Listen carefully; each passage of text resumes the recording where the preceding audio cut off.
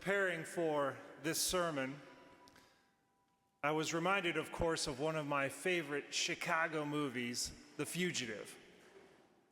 And I feel compelled to say that for the 2 or 3 or possibly even 4 of you that have not seen The Fugitive, it's not a complicated movie in many ways. Set in Chicago, came out in 1993. Harrison Ford is a doctor. He is wrongfully accused, framed for murder, sent off to prison, escapes, and it's a great scene. He's on a prison bus. The bus overturns. The bus gets hit by a train, and you're thinking, where's the airplane crashing in now? But all right, and he escapes, and now he has Chicago police and the U.S. Marshals both trying to capture him because it was interstate. All right, and it's a funny little scene. The marshals are asking the head marshal, the deputy marshal, hey, how are we going to find this guy? He could go anywhere. And the deputy marshal says, no, he will surface. He is a doctor. He has a high position in our society. He won't be able to help himself.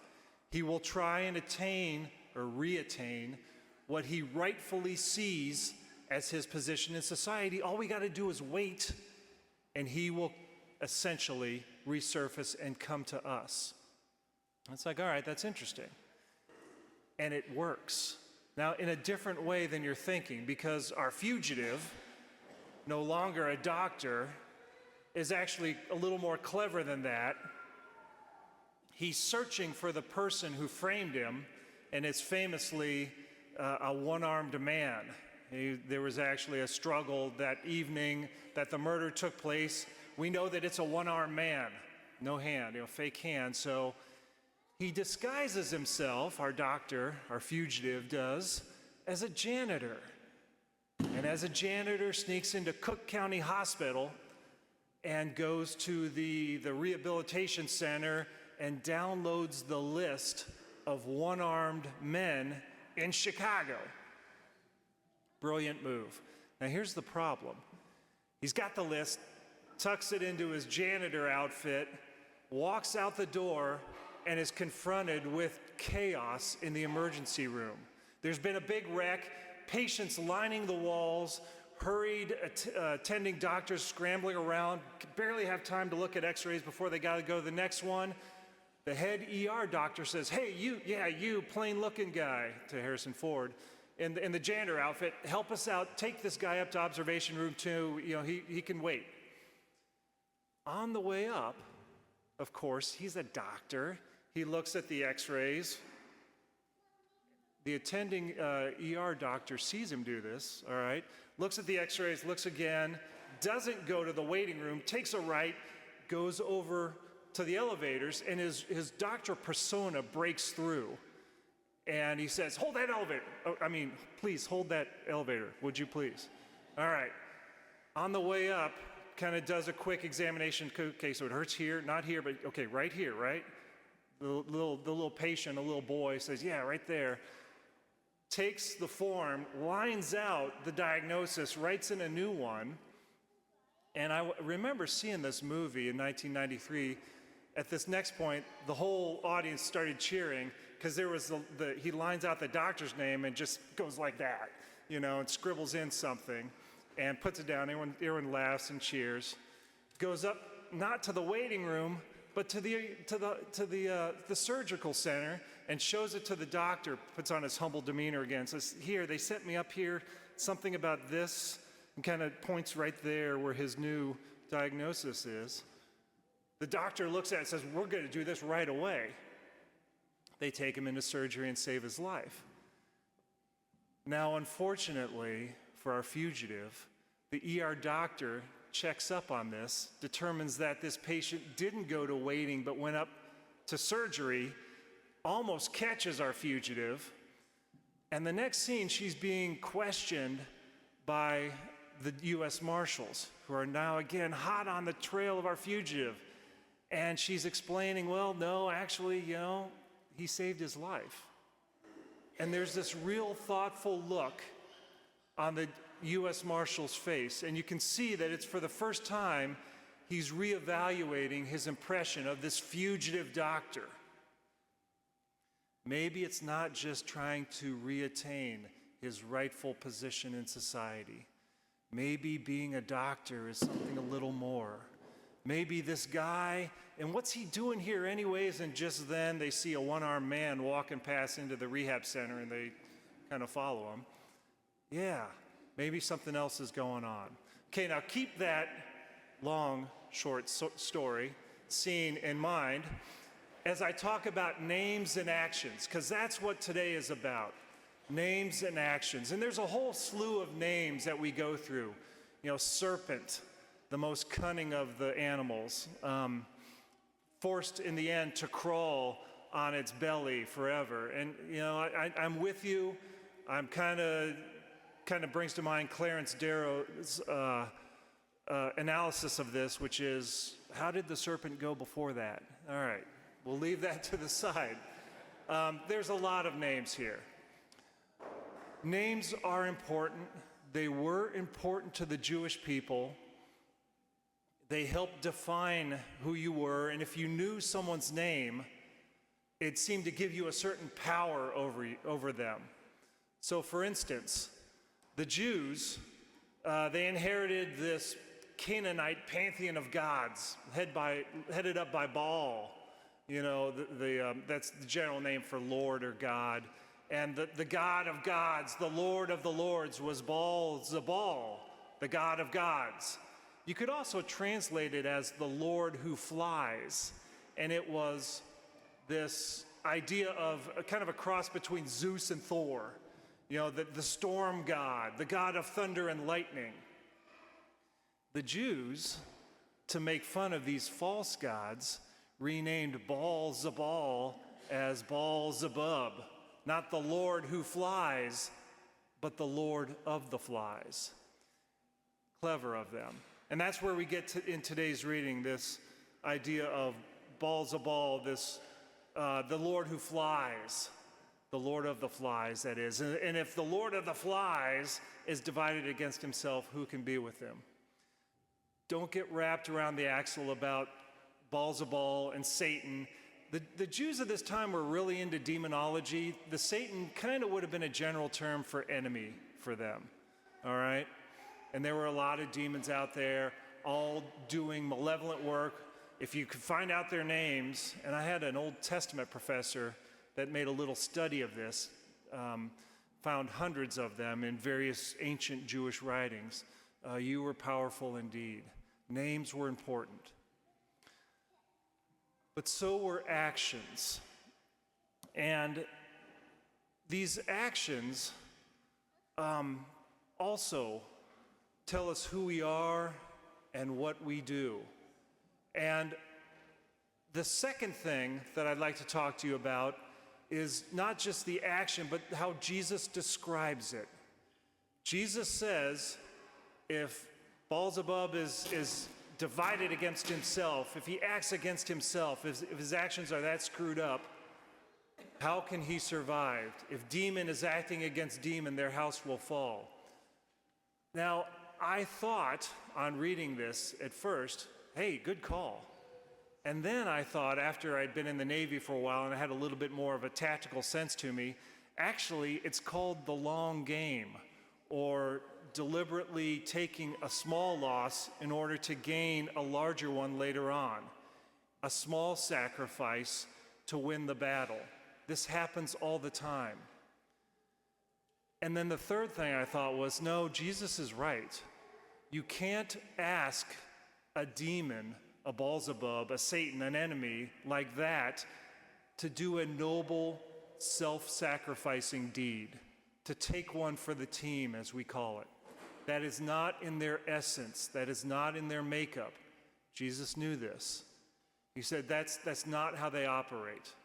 They don't operate as this army of one, as this band of brothers, whatever we want to call it. It's not them at all. And so he's right. And you're thinking, man, this guy's profound. Jesus is right in this. If that enemy is divided against itself, and it is, How can they stand? Well, as individuals, individually acting against us as individuals, trying to get us to be individuals away from our band of brothers and sisters, our own army under Jesus. All right, so let's wrap this all up quickly and talk about where that leaves us. Names and actions. So our fugitive loses his name. He's no longer Dr. Richard Kimball. He's just a fugitive. But he still has his actions. He can't help but be a doctor and try and save lives. Acting to save that little kid's life in the emergency room, it wasn't a smart move. He almost got caught doing it, but he couldn't help himself. He's a doctor. He saves lives. That's who he is. It's more than just what he does. It's who he is. But you need both.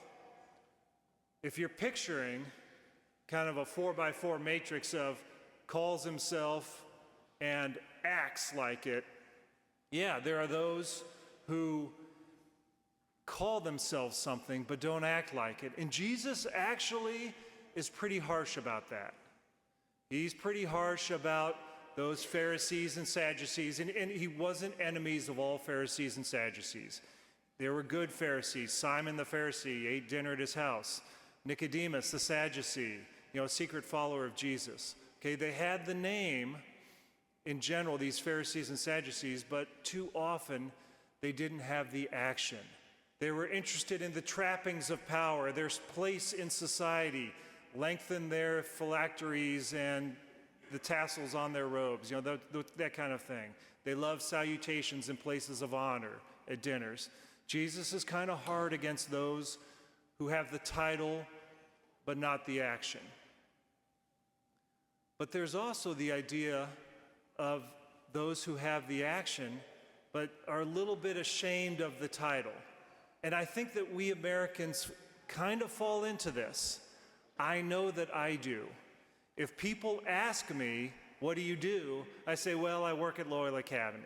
I kind of take a perverse pleasure in having them draw it out of me. They say, oh, you must teach, right? I say, well, actually, no, I'm an administrator. I should have cards, business cards typed up. Father Greg Ostdiek, Loyola Academy, not a teacher, just an administrator, because I find myself saying that all the time. In some ways, I'm just a little bit hypersensitive of saying, here's what I really am. I'm the president. Here's what I really do. I take care of the administrators who take care of the teachers, who take care of the students. It's even hard to say it right now. It seems like I'm just kind of bragging about it, but it's my job. It's what I do. It's supposed to be who I am. And if we lose that, well, then who is going to be the president? If we lose our title, we've lost something of who we are. Jesus talked about this in the gospel as well. His brothers and sisters, you need to be both. You need to be those who act like his brothers and sisters, and those who claim the title of Christian. All too often, we as good American Catholics are happy to say, well, yeah, but I'm doing all the right things, but yeah, we don't really bring it up. I'm Catholic, I'm Christian, and I'm proud of it. And it's part of who I am, and it's part of what I do. But that's an important part of our witness to our God. Our fugitive would have done a whole lot more good if all that time that he was not claiming to be a doctor, sneaking around, clearing his name, okay, and he had to do that, and that had to do it to have a movie, if he'd been saving lives like he was supposed to have been. And I dare say that all of us would be doing a lot better if, in addition to leading good lives, we also were claiming to be doing what we're doing, to being followers of Jesus, to being Catholic, to being those brothers and sisters that Jesus rightly points out. These followers of mine, those sitting with me, those listening to me, those partaking with me at the table, those are my brothers and sisters. Here in the long summer of Ordinary Time, Part 2, we have a chance to act on this. We have a chance not just to act and be through those actions, brothers and sisters of Jesus, but also to rightfully claim. And sometimes it's just by showing up, by hauling ourselves in here every Sunday and being part of this worshiping community, which is so important. Sometimes that's all it is. I guess, as Woody Allen said, showing up is perhaps 90% of it. Sometimes that's enough. Not just to act, but to claim the title, because you need both to be that brother and sister that Jesus so desperately needs.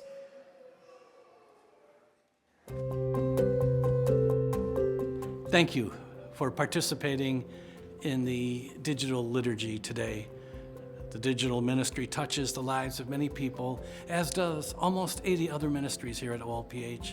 Grateful for the community that connects to OLPH through this digital forum. It's unbelievable how many people are able to access the liturgy and other events because of this ministry. Please consider supporting OLPH. All of your sacrifices help to sustain this parish and to keep moving us into the future. Thank you very much, and keep watching.